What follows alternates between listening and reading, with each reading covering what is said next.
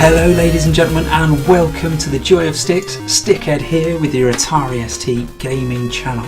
Now, far too many platformers, far too little time, but let's crack on, shall we?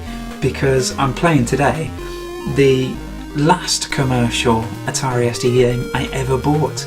That's only counting, only if you're discounting the recent release of Laserball 2015, of course. Which was fantastic. But yeah, like back in the day, this was the last one I remember going to the shops and buying. I remember it vividly because there was a video game shop in the town centre where I live, and it used to be in the market area. There were some stairs to go round, and it was kind of up on a mezzanine, tucked well out of the way, like where video games used to be, do you know what I mean? But anyway, I remember this shop, and when I first experienced it anyway, there used to be a big wall of ST games, and of course that dwindled and dwindled and dwindled, and this game was released in '92, late '92, so I must have bought it, I'd imagine, around my birthday, with my birthday money the following year. 1993, the ST section properly dwindled.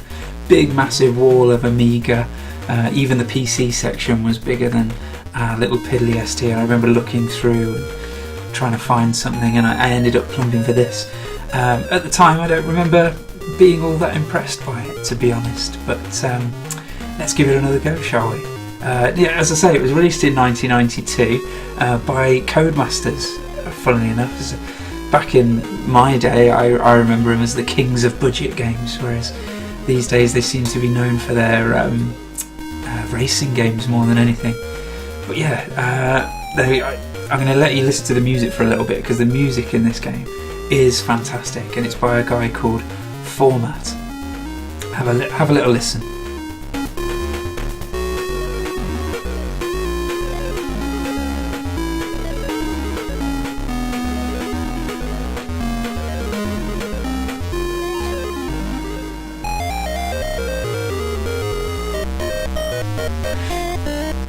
Yeah, so it's just really cool. It kind of goes from this dancey, I don't know how to explain it, but like a dancey 4/4 beat, and then it goes into that kind of swing. Just, you don't hear that kind of stuff on ST, the kind of, you know, the time signature changing in the middle of the song. Really impressive, but Format's work really, you know, it usually is really, really impressive. And yeah, he's someone who's done quite a few things on the ST in both the kind of demo scene and here in commercial games, and still making music today, and making great music as well. I'll leave a little link down below so you can go and check out more stuff by him, because very impressive, and a lot of his more contemporary work, the work he's doing now, does kind of, it carries on that legacy of chip music and stuff. You can still hear it in there. Yeah, great stuff anyway. Right, should we have a go then? Should we crack on? Why not? Now, as I was saying, at the time when I got hold of this, I wasn't all that impressed, to be fair. I mean, by this point I'd built up a massive library of games, both pirated and legit box copies, so you know, to command my attention it needed to be pretty special. And I just found it to be a bit neither here nor there, really. So I'm looking forward to reappraising it today. Now it's fairly standard platforming fare. You can move left and right, but you do actually use the fire button to jump in this, which is cool. There's no attack or anything like that, so hang on, let's just get this right. I don't want to get zapped by either of these horrible pylon things. Yeah, there's no attack, so that you that frees up the fire button for a jump. Oh, blimey. Which is nice. It's always nice to have jump as a button on platform games. Now, the general plot is that you are an old age pensioner. Basically, you're a retired superhero, and you're in your oh blimey, that's not so good, is it? You're in your retirement home. You know, you've hung up your cape. You're not interested in that malarkey anymore. That's for the young guns. But then some dastardly, nefarious, evil character raids a bank or something. Oh, that's not good. Last life already. Yeah, he raids a bank, steals all the, I don't know, diamonds and gems and all sorts. And for some reason there's no other superheroes around to help. So that forces you out of retirement. So yeah, that's where we are right now. Trying to grab all of these gems back. Now there's a lot of talk these days about how there's a need for more diversity in video game heroes. You know, there's not enough women, there's not enough ethnic minorities, there's not enough just anything other than white male Americans, basically. Oh, I was on his head! Come on, I was on his head! But yeah, how about this for a bit of inclusive practice in your 1990s, early 90s video game? Alright, let's have another crack at this then. Gotta get these gems. I have to say that the graphics in this game are really, really good. It uses the 16 colour palette really well. There's no kind of palette swapping shenanigans going on here. This is purely 16 colours, and they've used them really well. So obviously a lot of use of the orangey yellowy reds to create a nice bit of chunky depth, and then it's reusing those in all sorts of things on the screen. And then you've got the nice contrasting grey blues for the background there. Beautifully done. Oh dear, I thought I was going to die there. Interestingly enough, this game, oh no, oh, that was a goner. This game got a re-release on mobile phones. I'm not quite sure when, but there is a mobile phone version out there. I don't think it's like a smartphone thing. I think it might be I don't know, like a Nokia N-Gage thing or something. But yeah, I remember reading a review for it, and it basically said, yeah, only buy this if you're reminiscing about the old hardcore days of platforming games. I imagine on a modern audience this would be a little too difficult. Look at the animation on this guy. That's really well done. The stop and blink really adds to it. Very cool. It's almost a shame to jump on his head. Alright, we're doing well, we're getting plenty of these gems. Now here's an example of that hardcore nonsense that they're talking about that you would never get in a modern video game. Now watch what happens when I jump on this. See those spikes? How nasty is that?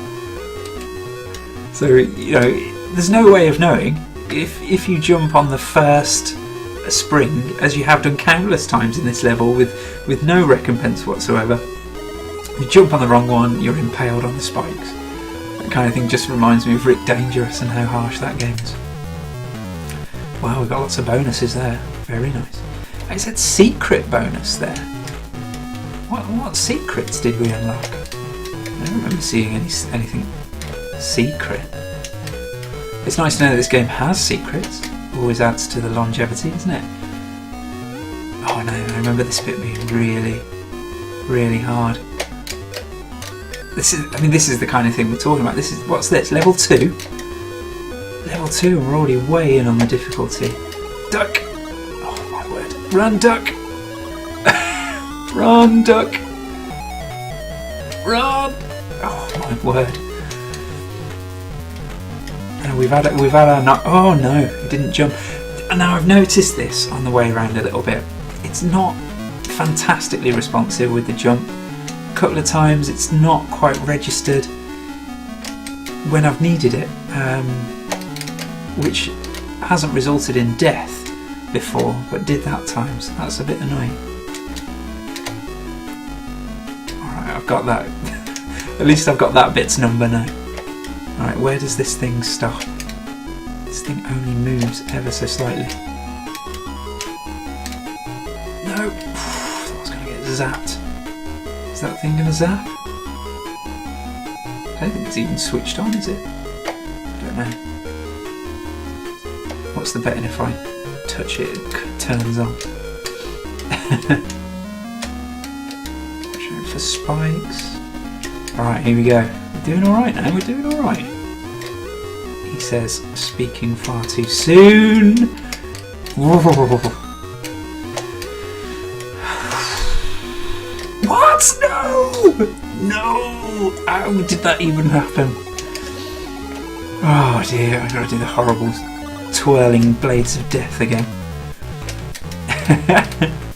Yeah, this is a cracking game. Absolutely cracking. I don't know what I was thinking back in the day. I mean, my only defence is that this is the kind of time that I'd been playing Sonic the Hedgehog, Super Mario, oh dear, oh that was close, on my friends' systems. It's a good job that thing's not on. That's twice now I'd have been killed by it. So yeah, I mean, in comparison to those games, but I tell you what is good about this, it really plays to the ST's strength. Right, I'm not falling for your shenanigans again. There we go. Oh, it's not even the end of the level. It really plays to the ST's strength, like the stuff I was talking about, how well it uses the 16-bit colour palette. At a time when we had games like Fire and Ice and Zool that were trying to be Sonic and Mario beaters, this is just doing what it does and does it well. There's no vertical scrolling, which suits the ST down to the ground. And yeah, I mean, it's got a cracking soundtrack, using the YN chip to its fullest. Why can't I grab this thing? What? Okay. That's not working. I don't know why. Well, I can't jump across anyway. Yeah, not happy with that. Let's have another go at that and see what happens. But yeah, there you go. That is Captain Dynamo, and it's a cracking game. It's really, I always find this hard to put into words, but it's really, everything in the game is very tactile, tangible. You know, it has a real kind of weight to it. I find that some sloppy platform games feel a bit weightless, a bit airy-fairy, a bit intangible. I'm not really expressing myself very well, but I don't know, maybe you get what I mean. Captain Dynamo feels like he's got a bit of weight to him. He feels tangible. I keep saying the same words over and again, like that's going to explain it any better. I tell you what you need to do, you need to play it for yourself, so you can get you can understand what I'm talking about. Now, I did try and find some reviews of this game, but I didn't manage to find any. But I did on Moby Games. It lists some reviews.